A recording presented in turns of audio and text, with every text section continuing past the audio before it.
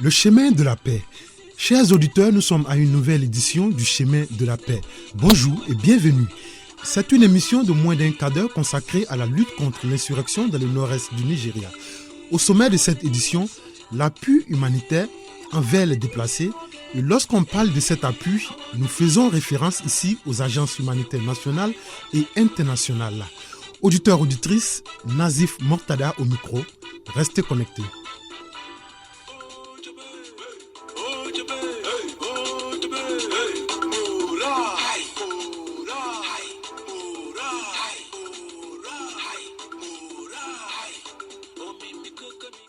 L'un des buts des Nations Unies, énoncé dans sa charte, est de parvenir à la réalisation de la coopération internationale en résolvant les problèmes internationaux d'ordre économique, social, culturel ou humanitaire. L'action humanitaire des Nations Unies a débuté au lendemain de la Seconde Guerre mondiale, dans une Europe dévastée, dont elle a aidé à la reconstruction. À l'heure actuelle, la communauté internationale compte sur l'organisation pour répondre aux catastrophes d'origine naturelle ou humaine, auxquelles un pays réduit à ses propres moyens ne pourrait faire face. La lutte contre Boko Haram aussi nécessite un appui financier et humanitaire des Nations Unies, et ce, pour apaiser la souffrance des déplacés et des victimes.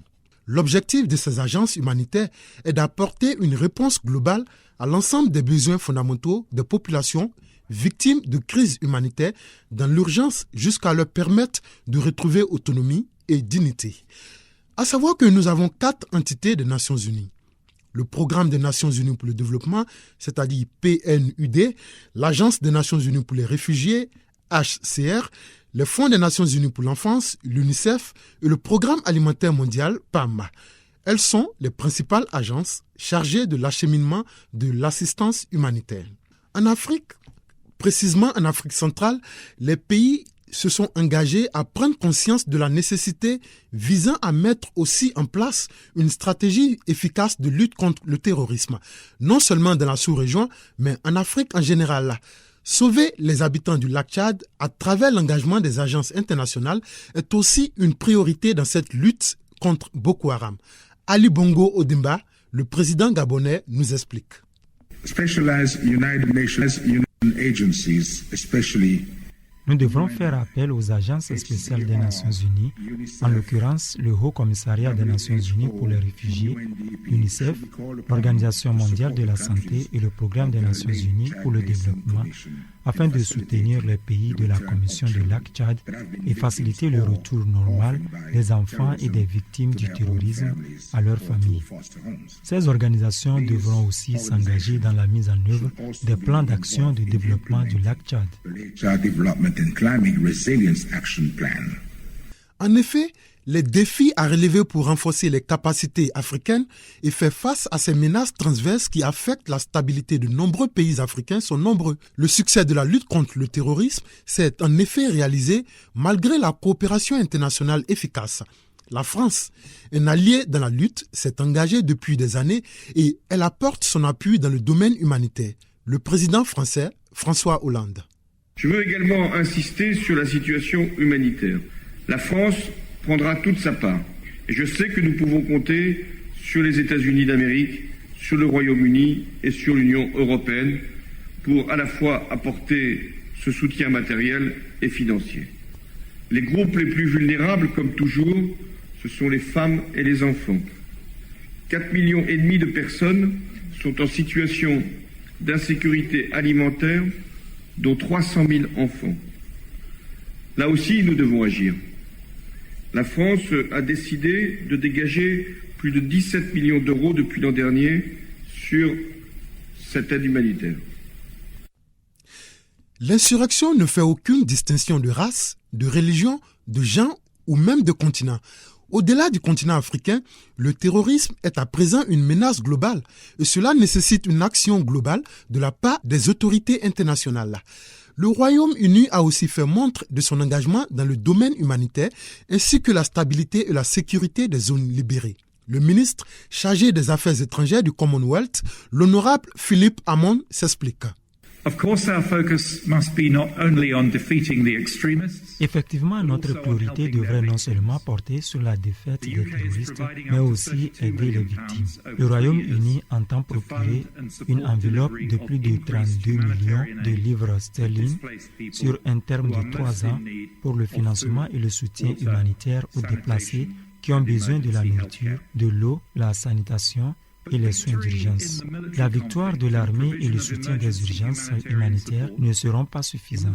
Nous devrons aussi être prêts à sécuriser et stabiliser les localités qui ont été libérées de Boko Haram et adresser cette menace afin de décourager le soutien à l'extrémisme.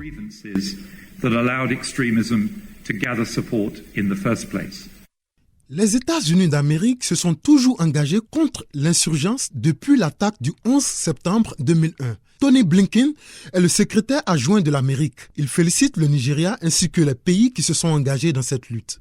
Je veux également saluer le président Buhari, les pays voisins du lac Tchad, le président de la République française François Hollande pour leur leadership dans le combat que nous menons ensemble. À savoir que depuis la création de l'Union africaine, jamais un phénomène n'a suscité une mobilisation diplomatique comme la lutte contre Boko Haram. En fait, les efforts consentis dans cette lutte nous efforcent à comprendre que l'insurrection est une priorité et que les leaders devront soutenir les organisations internationales afin de répondre aux besoins des victimes. Le président tchadien, Idriss Déby, est le président en exercice de l'Union africaine. Il nous parle. La guerre contre Boko Haram n'est pas encore finie. La secte Boko Haram est certes incapable de mener des attaques armées sur plusieurs fronts. Cependant, il est à redouter son nouveau mode opératoire, qui est tout aussi criminel qu'inhumain. Je vais bien sûr parler de cette trouvaille criminelle qui consiste à transformer des petits garçons, des petites filles, des femmes en kamikazes pour des inespérés coups d'éclat. Le déplacement de dizaines de milliers de populations riveraines, la destruction massive de leurs moyens de subsistance, le délitement du tissu économique et financier des États, ainsi que les conséquences environnementales sur le lac Tchad sont autant de défis à relever. Je tiens à rappeler, nous ne devons pas perdre de vue une autre préoccupation tout aussi capitale. Il s'agit des urgences humanitaires, nées des différentes actions criminelles des terroristes de la secte Boko Haram. Les opérations d'assistance menées par les organismes humanitaires dans le lac Tchad méritent d'être soutenues, surtout renforcées, afin de mettre les réfugiés et les déplacés à l'abri du besoin. Le Niger est aussi un allié du Nigeria dans la lutte contre Boko Haram. Étant membre de la force multinationale contre Boko Haram, le Niger est également engagé dans la lutte contre l'insurrection en Afrique. Mahamadou Issoufou est le président nigérien. Il nous donne des précisions. Mesdames et messieurs, mon pays, le Niger, engagé sur plusieurs fronts, en l'occurrence au Mali et sur sa frontière libyenne, a dû, pour assurer sa sécurité, mettre en place une opération lourde dans la région de Difa, dans le sud-est du pays, où nous avons été attaqués pour la première fois par Boko Haram au mois de février 2015. Les attaques de Boko Haram ont des conséquences humaines, humanitaires, économiques et sociales dans les zones affectées. Perte en vies humaines, civiles et militaires, paralysie de l'activité économique, fermeture des écoles et des centres de santé, des dizaines de milliers de réfugiés et de personnes déplacées que nous sommes tenus de prendre en charge. Les séquelles des attaques de Boko Haram, comme l'a dit le président nigérien, sont ineffables. Toutes ces conséquences nécessitent aussi une approche de l'autorité des États affectés. À cet effet, nous nous posons la question suivante. Quel est l'apport des agences d'urgence humanitaire au Nigeria? L'État de Yobe, dans le nord-est du pays, a connu des attaques terroristes comme les États de Borno et Adamawa. Moussa Idi Didawa est le secrétaire exécutif des agences d'urgence humanitaire dans l'État. Il nous a expliqué les mesures prises par le gouvernement de l'État. Quand nous avons remarqué l'amélioration de la situation à la suite du succès de l'armée nigériane, un comité de l'actuelle administration a vu le jour et le gouvernement de l'État de Yobe a établi un autre comité chargé de la réhabilitation, réintégration et de reconstruction, y compris les affaires concernant les déplacés. Le dit comité est chargé d'assurer l'installation des infrastructures de base, répondre aux besoins des déplacés afin que les efforts pour le développement de l'État soient consentis.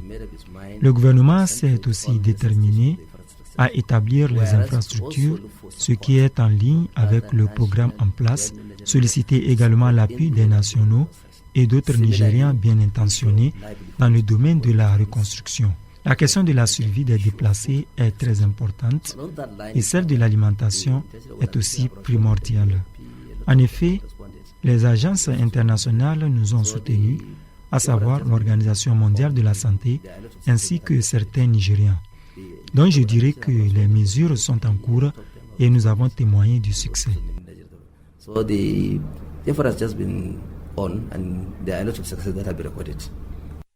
Au niveau fédéral, l'Agence d'urgence humanitaire apporte aussi son soutien matériel aux déplacés. Nous l'avons su grâce à Nafouta Mahmoud. Il est le coordinateur assistant de cette agence au niveau fédéral, mais il réside à Damaturu, la capitale de l'État de Yobe. NEMA is a federal body. L'Agence des urgences humanitaires, NEMA, est une agence fédérale. Tous les condiments alimentaires et les matériels à notre possession proviennent du gouvernement fédéral. Il y a une supervision effectuée de la maison mère d'Abuja aux différents bureaux de localité. Il va sans dire que la supervision continue dans des maisons mères de différents bureaux jusqu'au camp des déplacés. Donc, il est très difficile de croire que les officiers de l'agence sont engagés à dilapider les matériels. Il y a une supervision rigoureuse concernant les quantités de produits transportés. Et lorsque ces produits sont transportés de la maison mère, le nombre de ces produits nous aurait déjà été communiqué. Et une fois que nous les recevons ici dans les zones, nous sommes censés vérifier avant de procéder à la signature de confirmation, à savoir que ces produits viennent avec des allocations. Si l'objectif des agences humanitaires internationales est d'apporter une réponse globale à l'ensemble des besoins fondamentaux des populations victimes de crises humanitaires dans l'urgence jusqu'à leur permettre de retrouver autonomie et dignité, cela passe nécessairement par un appui matériel et financier envers les déplacés. Ce soutien se traduit aussi par la distribution des comprimés et l'efficacité des soins médicaux envers les victimes. Pour conclure, il faut le dire que le terrorisme a aggravé la situation de sous-développement et d'extrême pauvreté, non seulement dans les États nordistes du Nigeria, mais aussi dans certains États africains. La lutte contre l'insurgence plombe donc les efforts déployés pour sortir le continent de son sous-développement. Mais elle permet aussi de resserrer les liens entre divers pays et de réfléchir ensemble sur un dispositif sécuritaire déficitaire sur le continent, y compris les pays occidentaux.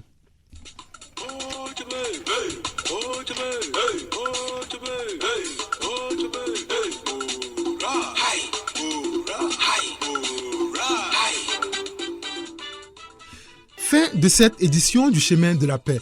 Comme d'habitude, vous aurez sans doute une nouvelle édition la semaine prochaine.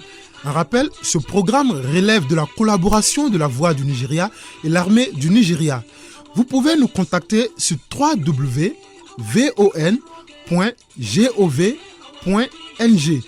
ou www.afnradio.gov.ng.